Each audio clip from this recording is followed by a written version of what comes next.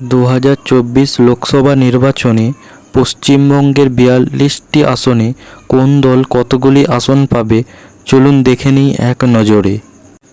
বসিরহাট লোকসভা কেন্দ্রে 2019 সালে লোকসভা নির্বাচনে জয়ী হয়েছিলেন তৃণমূল কংগ্রেসের নুসরাত জাহান।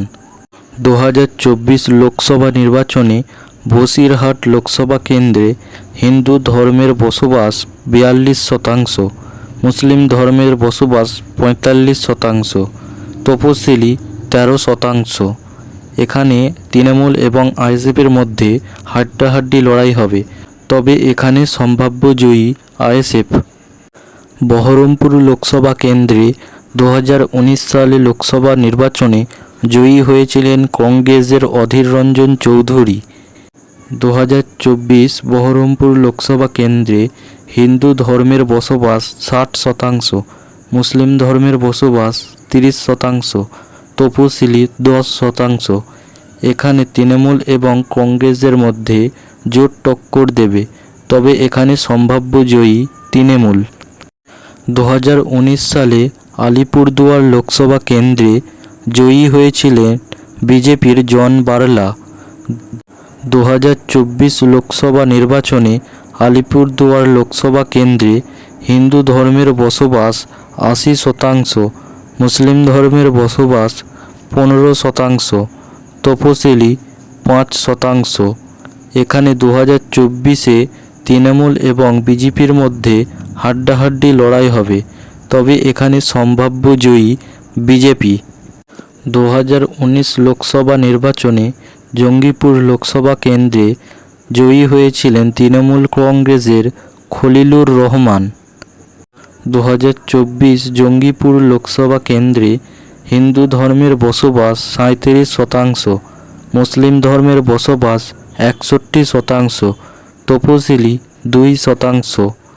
এখানে তৃণমূল এবং বিজেপির মধ্যে হাড্ডাহাড্ডি লড়াই হবে, তবে এখানে সম্ভাব্য জয়ী তৃণমূল। 2019 লোকসভা নির্বাচনে কোচবিহার লোকসভা কেন্দ্রে জয়ী হয়েছিলেন বিজেপির নিশীথ প্রামাণিক।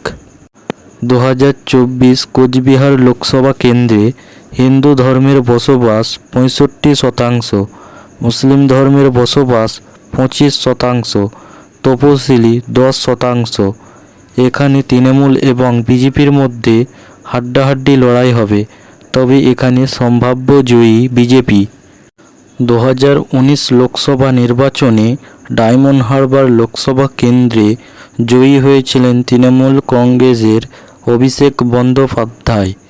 2024 ডায়মন্ড হারবার লোকসভা কেন্দ্রে হিন্দু ধর্মের বসবাস 45%, মুসলিম ধর্মের বসবাস 50%, তপশিলি 5%। ডায়মন্ড হারবার লোকসভা কেন্দ্রে তৃণমূল এবং আইএসএফের মধ্যে হাড্ডাহাড্ডি লড়াই হবে, তবে এখানে সম্ভাব্য জয়ী আইএসএফ। 2019 সালে যাদবপুর লোকসভা নির্বাচনে জয়ী হয়েছিলেন তৃণমূল কংগ্রেসের মিমি চক্রবর্তী। 2024 যাদবপুর লোকসভা কেন্দ্রে হিন্দু ধর্মের বসবাস 47%, মুসলিম ধর্মের বসবাস 45%, তপশিলি 8%। এখানে সিপিআইএম এবং তৃণমূলের মধ্যে হাড্ডাহাড্ডি লড়াই হবে, তবে এখানে সম্ভাব্য জয়ী সিপিআইএম।